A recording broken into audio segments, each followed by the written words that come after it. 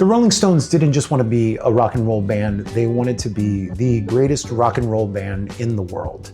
And they really weren't shy about saying it at all. From the very beginning, their goal wasn't polished pop. It was grit, and it was attitude, and it was pure swagger.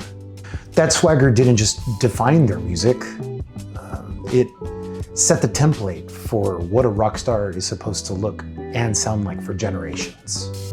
And real quick before we jump in, sometimes I get things wrong or I just make simple mistakes. That's why I've decided that I'm gonna start making another video probably every week called B-side edits. Think of it like a corrections track on the back of a record. This is where I'll clean up mistakes, I'll fix the little stuff, and I'll really set the record straight. I will be posting these on my newly formed Patreon page. So if you're curious about the nerdy details or just want to keep things honest, then that's where you'll be able to find them. All right, so back to the topic at hand. Welcome to episode 2 for beginners featuring the Rolling Stones.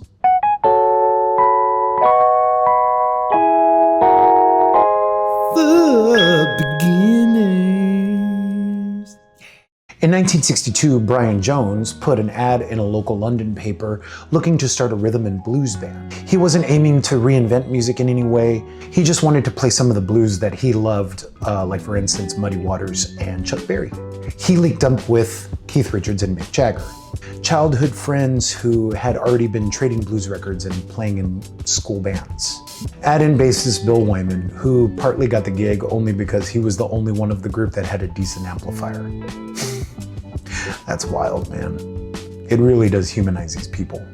Add in pianist Ian Stewart, whose boogie-woogie style piano really gave them the early backbone that they were looking for.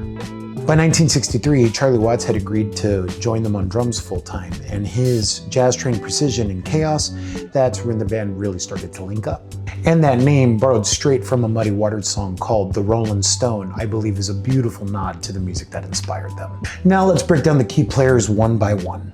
Front and center is Mick Jagger. The face, the voice, and the moves. He wasn't just singing, he practically invented what it meant to be a singer and a frontman. Whether you loved him or you rolled your eyes at him, you couldn't look away. Right there with him from the very start was always Keith Richards, the riff machine. If rock and roll had a heartbeat, it would sound exactly like Keith Richards' guitar. His partnership with Jagger basically rewrote the rules of what songwriting should be. And somehow through a lifetime that should have ended 3 lives ago, he's still standing and he's still grinning.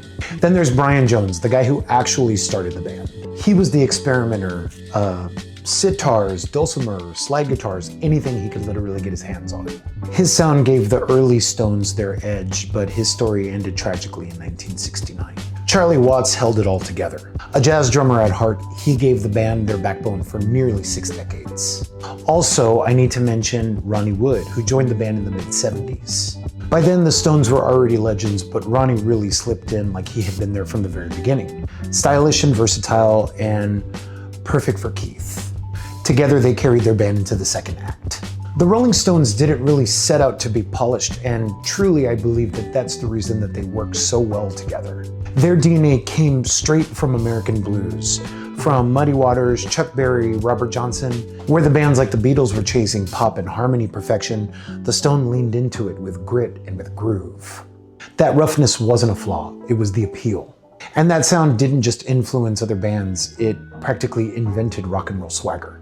The sneer in Jagger's voice, the bite in Keith's riffs, punk, hard rock, alternative rock, they all trace something back to the Stones' refusal to play nice. They didn't just make rock songs, they made rock attitude. When you look at the Rolling Stones, their biggest songs really line up with the stories of the albums that they produced. And it's almost like a roadmap of their career. In 1965, they dropped Out of Our Heads, and that's where you see the track I Can't Get No Satisfaction. Keith Richards dreamt of that riff half asleep, and it became one of the most recognizable guitar lines in rock and roll music history. That is where the Rolling Stones really stopped being just another blues band, and that's where they became global superstars.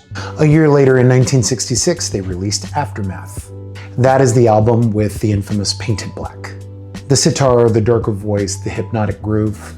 It was the moment that the Stones proved that they could experiment, break the mold, still land massive hits. In 1969, we get Let It Bleed, and right at the top is Gimme Shelter. That opening guitar riff feels like a storm rolling in, and it's haunting, and it's urgent, and it's really unforgettable.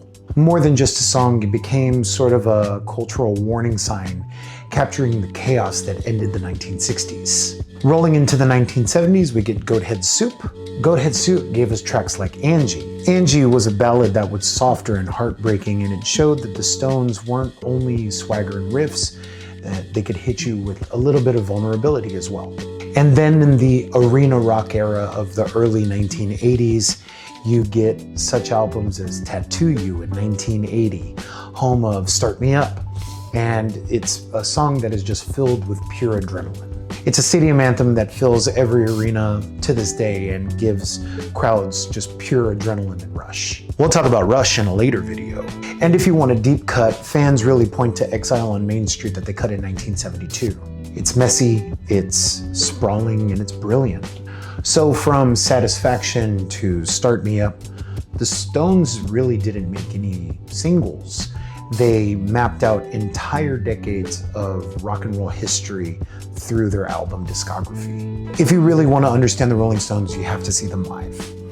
Their first big TV moment came on The Ed Sullivan Show in 1964 due to the British invasion.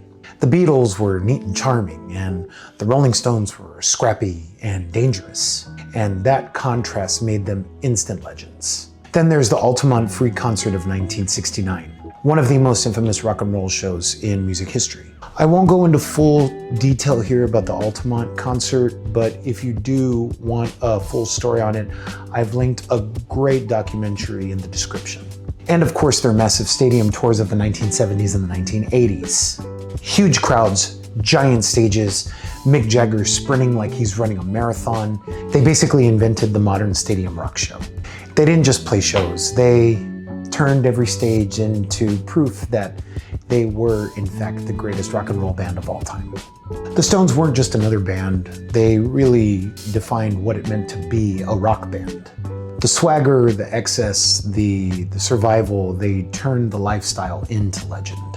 While so many of their peers broke up and faded away, the Stones outlasted whole genres of music, disco, punk, and grunge, and came out on the other side still packing stadiums.